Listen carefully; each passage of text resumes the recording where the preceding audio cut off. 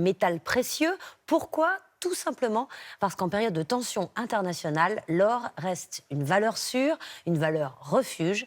Christelle Méral, Régis Maté. La fièvre de l'or. Chine, Russie, Pologne, ces pays en achètent des tonnes. Pourquoi cette soif? Quelles conséquences pour les particuliers? La Chine achète le métal jaune précieux sans modération. 84 tonnes depuis 7 mois, soit 3,8 milliards d'euros.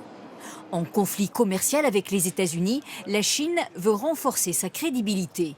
Son pari, acheter beaucoup d'or pour montrer la richesse du pays et donner confiance dans sa monnaie face au dollar. La Chine veut, du point de vue international, notamment en Asie, être considérée comme une alternative aux États-Unis. Que la monnaie chinoise puisse être un jour considérée comme une alternative au dollar. Outre la Chine, la Russie et la Pologne veulent aussi être moins dépendants du dollar et achètent de l'or. Conséquence, les cours montent. Les particuliers en profitent. Ce restaurateur vend des bijoux et part avec 5 375 euros. Et ça paye mes vacances, quoi. Donc tout va très bien. Ouais.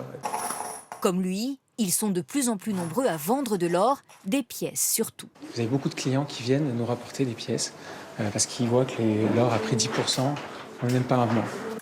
Le 20 francs Napoléon, la plus vendue, est à 245 euros aujourd'hui contre 219 en juin.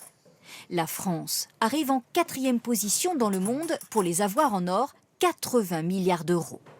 Un héritage des années 20 où elle voulait redonner confiance après la Première Guerre mondiale. En Espagne, le cochon est roi. Les élevages de porcs représentent une